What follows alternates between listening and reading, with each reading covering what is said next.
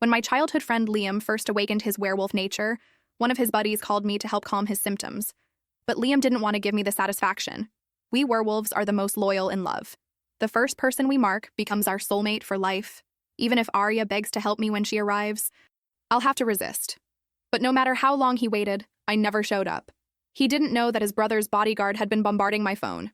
"Miss Arya, the young master has considered you his only partner for a long time. Could you come give him a kiss?" he pleaded. It turns out that 5 years ago, when I suffered a fatal skiing accident and fell into a ravine, his brother saved me by marking me and sharing half of his werewolf life, snatching me from the jaws of death.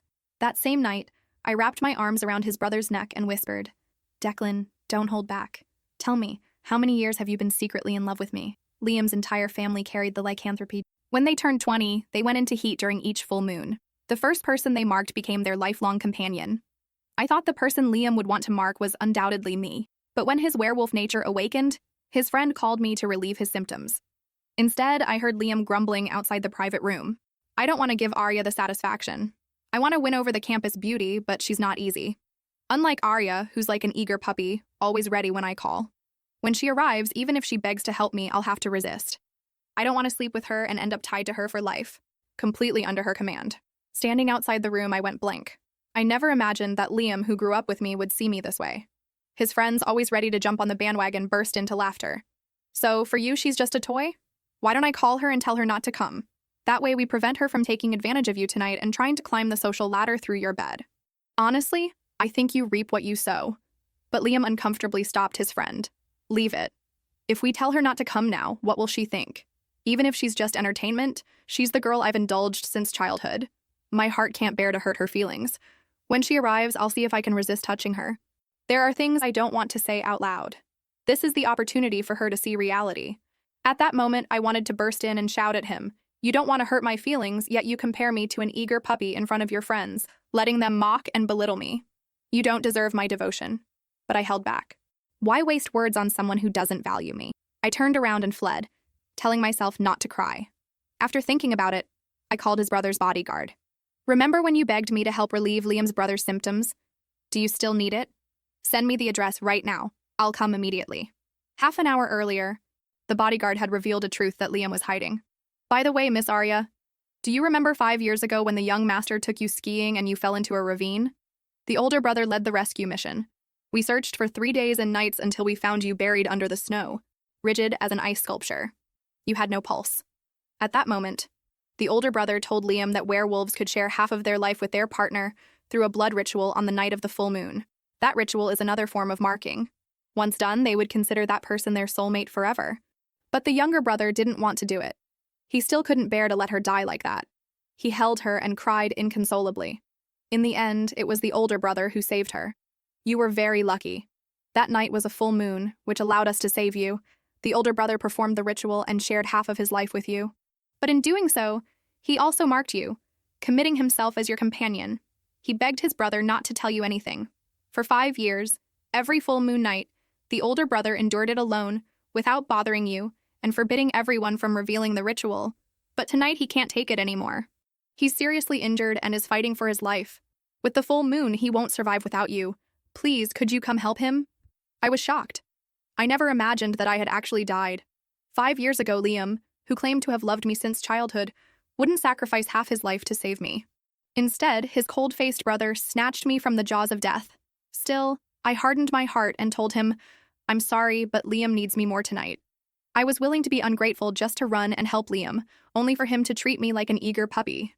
A simple toy. Yes, I was truly pathetic. I deserve to be treated so cheaply. But I won't debase myself anymore. I wiped away my tears of pain and humiliation, squeezing the phone and told him, "It's too late to repay this life debt. If Declan really needs me tonight, I'll go right now. I'll give everything." The bodyguard let out a sob of relief. "It's not too late at all. Miss Arya, I'll send you the location right away.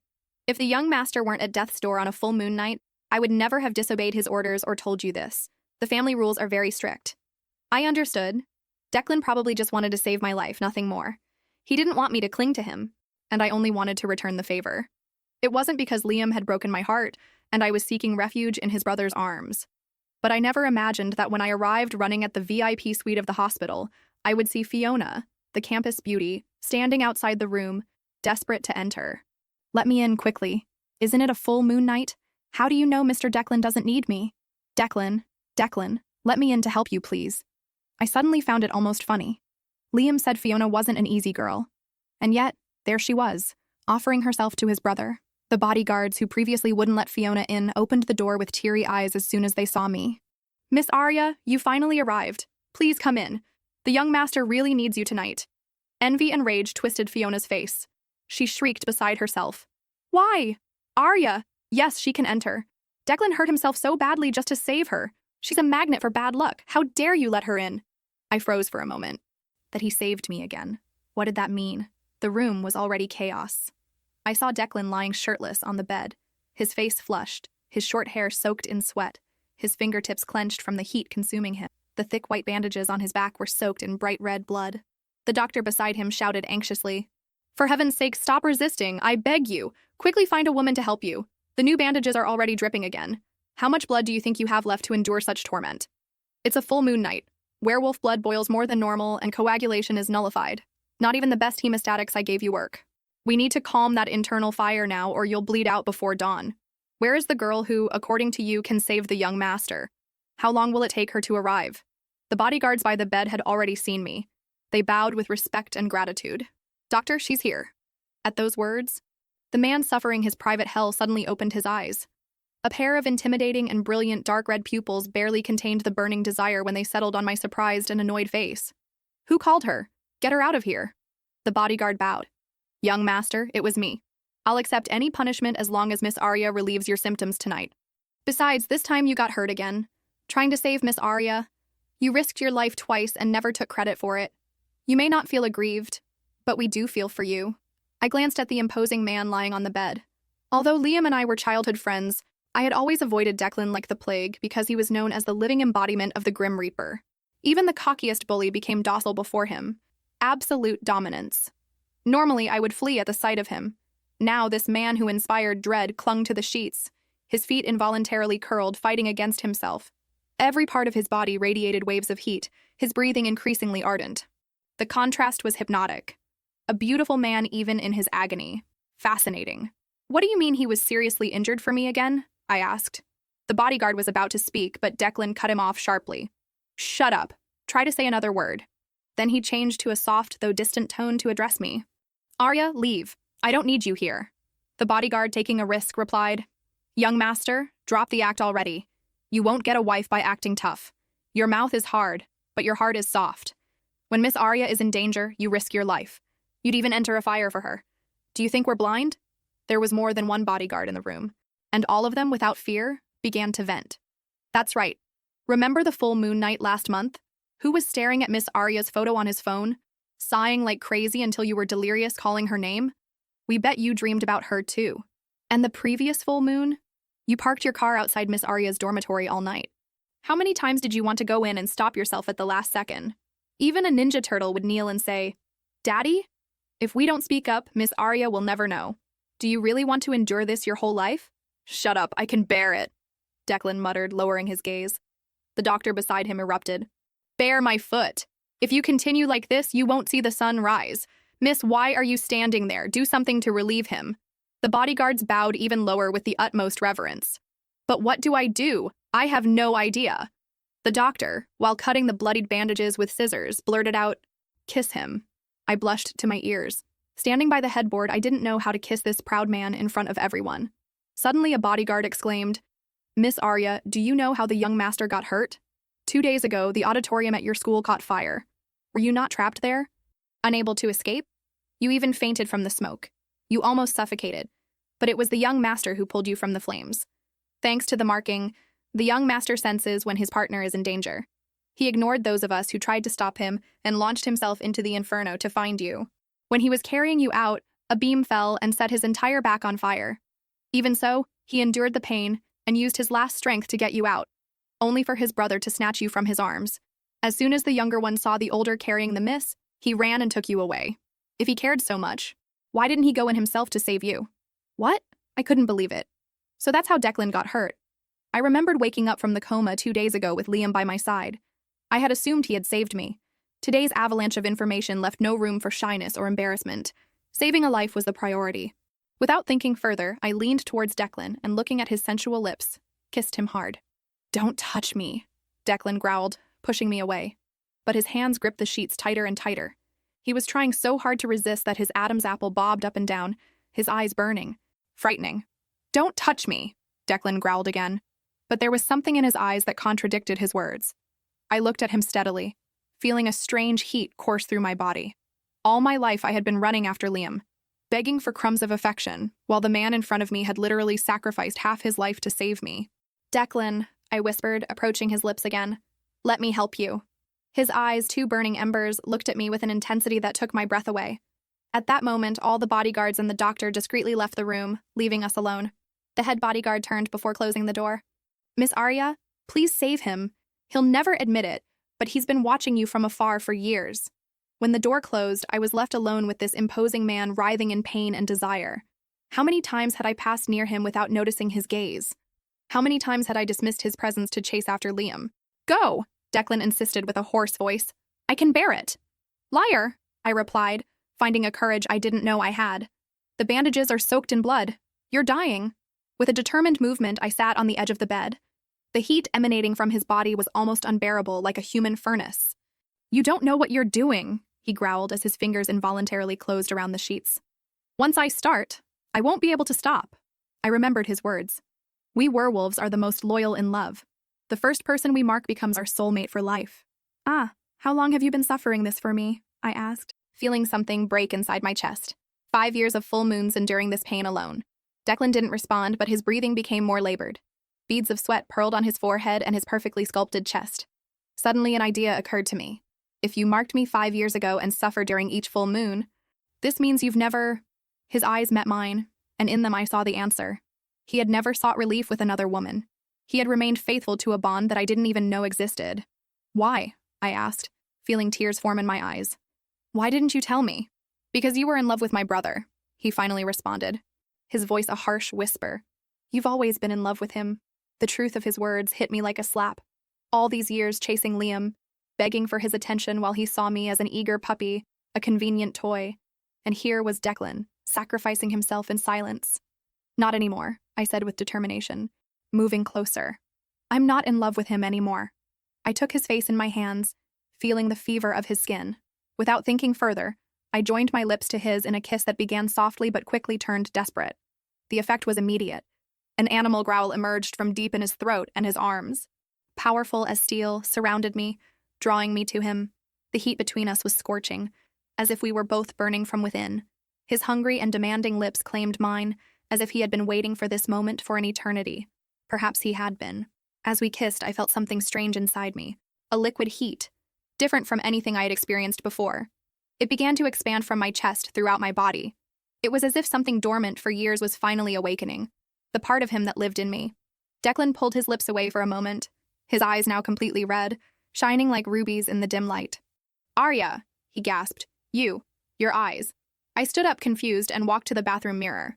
What I saw left me breathless.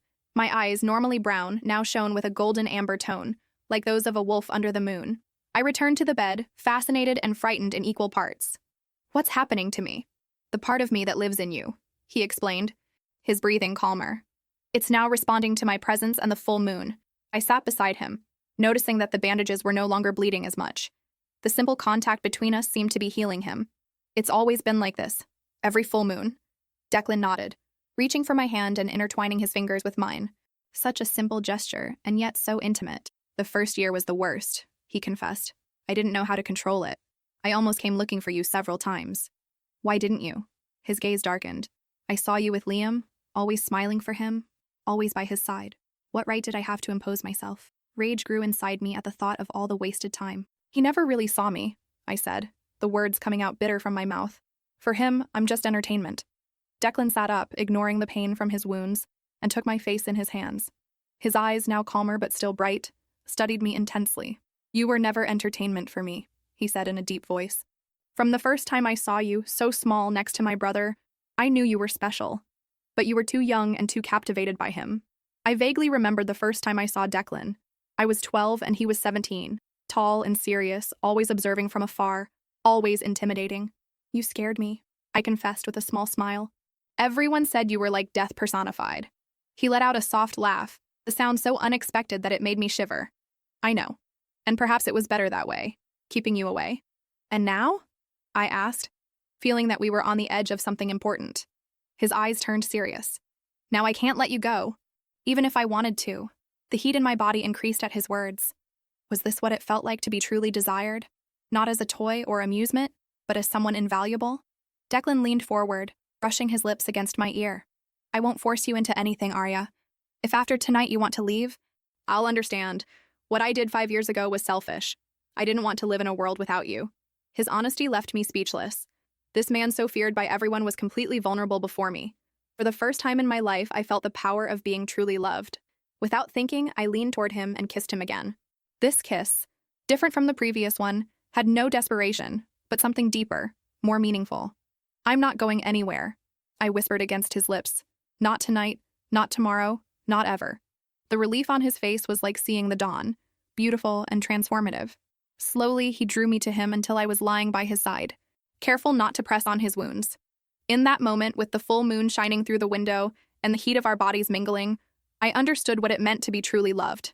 And for the first time in my life, I didn't feel like an eager puppy, but like a she-wolf finding her mate. Dawn found me awake, observing Declan's serene face as he slept. During the night, his wounds had healed considerably, the skin regenerating at a rate impossible for a normal human. My presence, my touch, seemed to be all he needed during those hours. He told me everything, how he had watched me grow always from afar, how after the accident when my heart stopped under the snow, Liam had refused to mark me. I don't want to be tied to her forever, his brother had said while I lay lifeless in the snow. Declan, desperate, made the decision that would change our lives forever. He marked me, sharing half of his werewolf essence with me, knowing that it meant we would be eternal companions. But I never wanted to impose it on you, he explained last night, caressing my cheek tenderly. I preferred to suffer every full moon than force you to be with me. His sacrifice now seemed so evident to me, so beautiful and painful at the same time. A soft knock on the door interrupted my thoughts. The head bodyguard peeked in, smiling at seeing us together. Miss Arya, young Liam is here. He demands to see you. I felt Declan's body tense beside me, his eyes opening immediately, alert and cautious. He doesn't have to come in if you don't want, his protective voice said. But I'd already made my decision. I want to see him, I affirmed. There are things that need to be made clear. I got up, adjusting my clothes and my disheveled hair. Declan also stood up, visibly better than the night before, although the bandages on his back still showed stains of dried blood. I'll go with you, he declared. His tone didn't allow for discussion. The bodyguard led us to a private room where Liam was waiting for me, nervously pacing back and forth. When he saw us enter together, his face transformed into a mask of disbelief and rage. What the hell does this mean? He demanded, his eyes fixed on my hand, firmly intertwined with Declan's. I stood firm, feeling a new confidence flow within me. It means I've finally opened my eyes, Liam. His gaze oscillated between us, stopping at his brother's bandages. So you took advantage of his weakness, he accused me, after all we've shared. Declan stepped forward, but I restrained him with a gentle gesture. This was my battle. Shared? I replied, my voice loaded with all the accumulated bitterness. Do you mean when you called me your eager puppy? Or when you told your friends that I was just entertainment for you? The color left his face. You heard that? Every word, I confirmed. Every humiliation, every mockery. While you were planning to win over Fiona, I was running to help you because I thought you needed me. Liam ran his hand through his hair, clearly nervous. I didn't mean it. I was just impressing my friends. That makes it worse. Declan intervened, his voice dangerously calm. You used her as currency to elevate your status. You ridiculed her when she would have given her life for you. The brothers looked at each other, years of unresolved tension floating between them. It's not fair, Liam protested, his expression changing to one of childish indignation. I've always had her at my disposal, and now that I finally awaken my nature, you take her. Something broke inside me upon hearing those words. A rage that I didn't know I could feel began to grow, and with it, a strange sensation throughout my body. At your disposal, I repeated. Is that what you think? That I'm a possession? To my surprise, my hands began to tremble and I felt an intense heat run through me. Declan noticed it immediately and surrounded me with his arm. Arya, calm down, he whispered in my ear. The full moon still has an effect on you. Don't let it control you. But it was too late. The rage, the humiliation, Everything I had kept inside for years exploded within me. I felt my nails lengthen, turning into sharp claws while an animal growl escaped from my throat. Liam backed away, fear evident in his eyes. "What's happening to her?" he asked, alarmed. Declan held me firmly, his presence an anchor in the midst of the storm consuming me. "She carries my blood," he explained. "When I marked her, I gave her half of my life, of my essence. Now that part is awakening." Fighting to control the sensations invading me, I managed to articulate, "I was never yours, Liam. I never belonged to you. And now I clearly see that you're a spoiled child who discards what he has until someone else wants it." His eyes narrowed. "You don't know what you're talking about. Declan has always wanted what's mine. Always what's yours." Declan's voice resonated, dangerous. "Do you mean the girl you let die under the snow because you didn't want to be tied to her forever?" Liam's face paled even more. "No, I didn't. I was there," Declan continued, implacable. "I begged you to mark her, to share your life with her. You refused. You said it was too much sacrifice for someone who was just your friend." The pieces fit in my mind. All these years thinking that Liam valued me, that he was simply shy or indecisive. "You let me die?" I asked, my voice barely a whisper. Liam averted his gaze. "I didn't think it would work. I wasn't sure." Declan snorted. "Lie. You knew perfectly well that it would work. You preferred to preserve your precious freedom than save her life." The silence that followed was deafening. I looked at Liam. I really looked at him, perhaps for the first time. I no longer saw the idealized boy of my fantasies, but a selfish man incapable of loving anyone but himself. "Leave," I finally said. "I don't want to see you again." "You can't be serious," he protested, taking a step toward me. "Are you going to choose him? Cold, insensitive Declan?" I felt Declan's hand tense over mine. But when I spoke, I did so with total clarity. "There's nothing cold about a man who gave half of his life to save me, who endured years of pain in silence to not impose his presence on me, who risked everything to rescue me from a fire." I took a step toward Liam, feeling a new strength flow through my veins. "The true coldness is letting someone who says they matter to you die. It's humiliating her in front of your friends. It's treating her like a convenient object that you can use and discard." Liam opened his mouth to protest, but something in my gaze stopped him. Perhaps it was my eyes which, according to Declan, now shone with a supernatural golden tone. Or perhaps it was the certainty in my voice. "This conversation is over," I declared. "Declan and I have a lot to talk about, and you are no longer part of our lives." I turned around, taking Declan's hand, ready to leave. But Liam's voice, now charged with childish rage, stopped us. "This doesn't end here. She belongs to me. She's always been mine." In the blink of an eye, Declan released my hand and moved with superhuman speed. He grabbed his brother by the neck, lifting him off the ground with one hand, his eyes burning with an intense red. "Listen well, little brother," he growled, his voice more animal than human. "Arya is not a possession. She's not a toy, and she was certainly never yours." Liam kicked, trying to free himself from the iron grip. "If you come near her again, if you speak to her like that again, I'll forget that we share blood. Is that clear?" Barely able to breathe, Liam nodded frantically. Declan released him, letting him fall to the floor, where he coughed and gasped, trying to catch his breath. When he returned to my side, his eyes had returned to normal, but the power emanating from him was undeniable. "Let's go," he said softly, extending his hand to me. I took it without hesitation, and we left the room, leaving behind Liam and everything he represented in my life. The sun was shining brightly when we left the hospital. Declan, although still convalescing, moved with a natural grace that I had always secretly admired. "What happens now?" I asked as we headed to his car. He looked at me with that intensity that made my heart race. "Now we start again," he responded, a slight smile curving his lips. "No secrets, no silent sacrifices." "I like how that sounds." I smiled, feeling a freedom that I had never before experienced. As we drove away, I saw Fiona at the entrance of the hospital, her face distraught. Seeing us together, I couldn't help but feel a small satisfaction.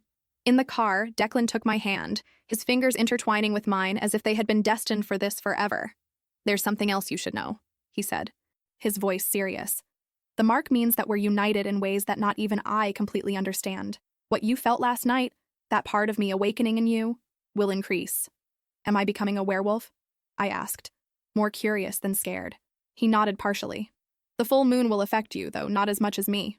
You'll have strength, sharpened senses, a connection with me that will transcend the physical." I considered his words, feeling that I should be terrified, but instead, a strange calm invaded me. "Will I live as long as you?" I asked, referring to the part of his life that we now shared. His gaze softened. "Yes, We'll age together at a slower rate than normal humans. I smiled, squeezing his hand. So we have plenty of time to get to know each other properly, don't you think? His deep and sincere laughter filled the car.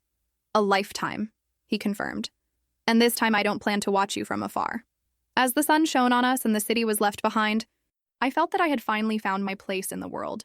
Not as Liam's shadow, not as the girl who begged for crumbs of affection, but as Declan's partner, strong and valued. The golden eyes of the wolf that now lived in me shone with anticipation of the future that awaited us.